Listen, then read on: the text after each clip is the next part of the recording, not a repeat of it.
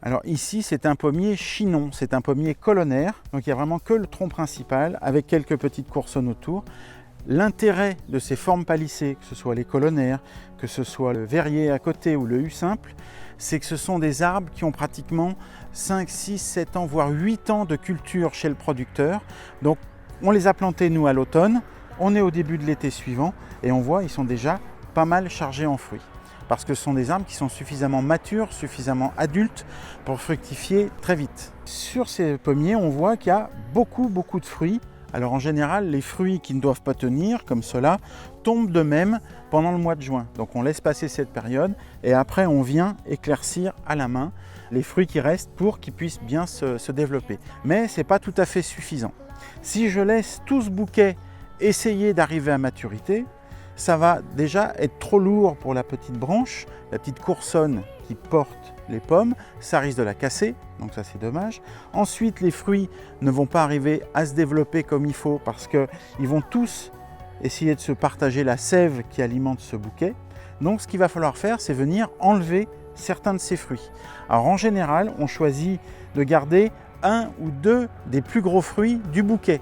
Donc on va essayer de garder les fruits les plus gros sur le bouquet et puis en premier lieu on va supprimer les fruits qui sont croqués, qui sont habités, qui sont abîmés.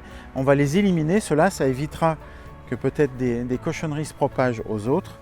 Il faut éviter de toutes les retirer d'un coup et de laisser qu'une seule pomme parce que ça risque de provoquer un afflux de sève assez violent et le fruit restant va tomber lui aussi au bout d'un moment. Donc on va le faire en 2 fois. Je vais enlever la moitié des pommes que je vais enlever et puis je reviendrai d'ici quelques jours, 15 jours à peu près, renlever à nouveau les autres fruits et n'en laisser au final plus que 2. Il faut faire l'opération par étapes. Si je laissais tous ces fruits pousser, l'arbre ça va l'épuiser et l'année prochaine, très souvent, ça arrive très souvent, vous avez une année avec énormément de fruits et l'année suivante, il n'y a pratiquement pas de fruits. Donc c'est pour ça qu'on fait cette opération qui s'appelle tout simplement l'éclaircissage. Ça va permettre justement à l'arbre de ne pas s'épuiser et d'avoir une production pas régulière, mais à peu près chaque année pouvoir récolter des fruits. Et soit on le fait à la main, comme ça, en tournant la petite pomme jusqu'à ce qu'elle cède, soit on passe le sécateur. Cette opération se fait sur les pommiers. Alors c'est assez facile sur le pommier. En général, le plus gros fruit, c'est celui du centre du bouquet. Sur les poiriers, on fait la même opération.